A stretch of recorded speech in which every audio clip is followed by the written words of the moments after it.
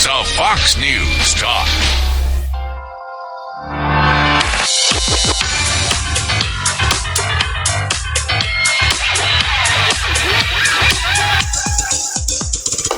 Broadcasting live from the epicenter of the American liberal media complex, New York City. Blinding you with his razor-sharp acumen. Hey, everybody, it's John Gibson. You can hear me, Christine? It's also weird in here. I can hear you and I can see you.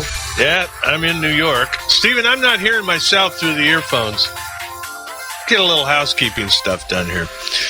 Yeah, I'm in New York. Beautiful, beautiful. I left Dallas yesterday. It was like the monsoon of all time. Flooding out the ranch. It was a mess. So, I'm in New York. We're doing election coverage, just so you know. I left Dallas yesterday. It was like the monsoon of all time. We're doing right now. Flooding out the ranch. I will be on the air tonight at 9 o'clock with Tom Sullivan. I'm in New York. And I think Alan will probably drop in. And we're doing an hour of sort of results at that time. Right now. And then I'm going to hang with Alan when he starts. He does 10 to 1. So I'll be with Alan for a while until he gets sick of me. I mean, you're just going to be around everywhere. Why don't they just put you in the decision room? I was just down there in the decision room. Wait, they let you in? Yeah, they did let me in. Did they not let you in? No, Dana Blanton and Chris Starwalt welcomed me in. Wow. It's not the quarantine room. Oh, okay. It's the decision room. In the fancy new studio in that part of the building that used to be Charles Schwab. I've been watching that studio last night. It looks amazing. Gorgeous.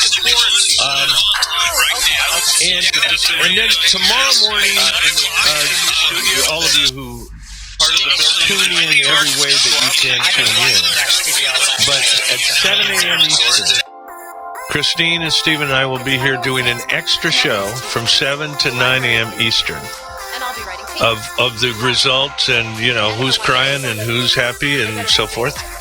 And we've got a lot of people, a lot of guests booked already to analyze what happened. And then tomorrow we'll do the regular show from New York, noon to 3 Eastern Time. And then that's a whole lot of John Gibson radio in the next few days. Christine and Stephen and I will be here doing an extra show from 7 to 9 a.m. Eastern. We'll be back to normal. Except of the results and, you know, who's crying and who's happy and so forth. Okay, so and we've got a lot of people. They both wrapped it up to analyze what happened. You know, Donald Trump has been saying, Hillary doesn't have the stamina. Well, she muscled through it yesterday. I mean, there was like 20 stops or something.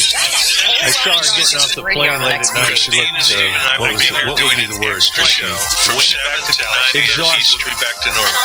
Except of the results. But here they were in their final pitch to voters last night. I'll give you just a taste of it. Number 9, Trump. Think of this. I started on June 16th, long time ago, from way back. Can you imagine this? And now I can say, you have one day. But it's no longer one day. It's just like tomorrow morning. Who is going to vote tomorrow morning, please?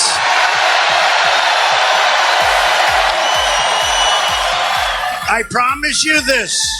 I will never, ever let you down. I promise you that. And Hillary made her final pitch, number 14. Tomorrow we face the test of our time. So remember, it's not just my name or Donald Trump's name on the ballot. It's the kind of country we want. It's every issue anyone cares about. So if you believe America thrives when the middle class thrives, then you have to vote tomorrow. Yeah, well, the real question, I mean, I shouldn't be snarky at this point. So people ask me, what's going to happen? And I have to tell you, it beats the hell out of me.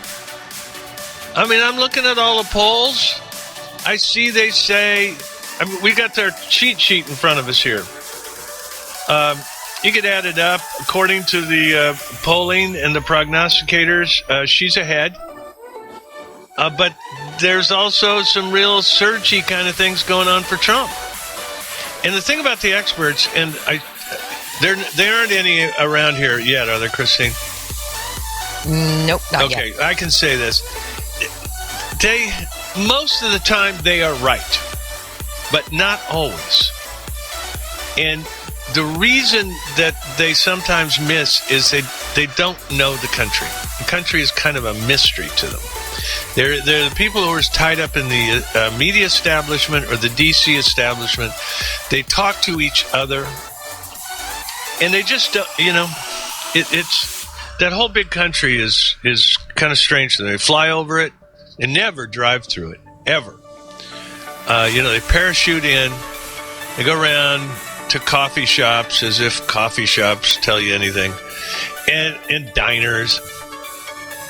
But they are scared of Trump. I'll give them that. I mean, they are just frightened to death. Fareed Zakaria, who I think is loathsome, absolutely loathsome, is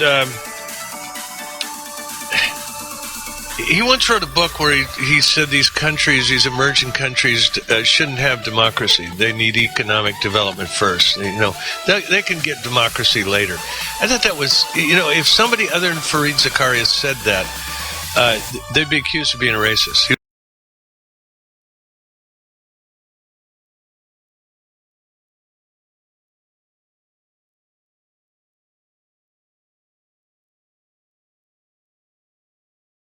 Then they'll know what to do.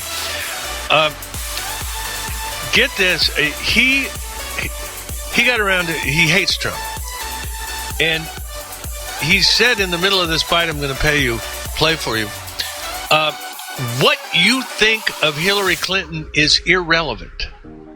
Irrelevant. It doesn't matter if you think she's a crook. You're right, she is a crook, but it's irrelevant. Because Donald Trump is so much worse.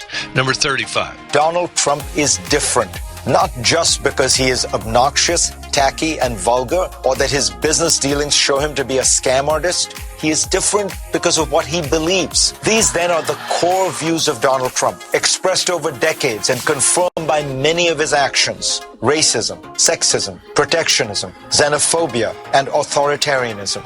His views on taxes and regulations are irrelevant. Your view of Hillary Clinton is irrelevant.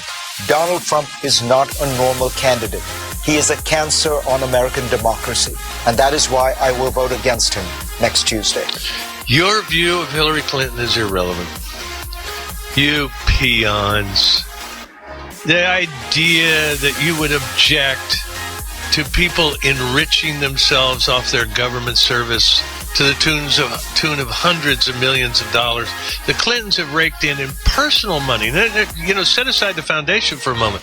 $230 million since they left office.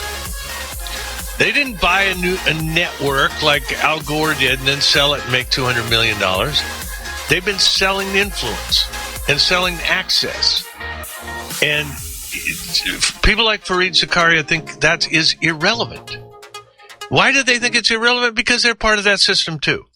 Bob Schieffer, the retired CBS anchor, said this election is so bad, the next thing you can expect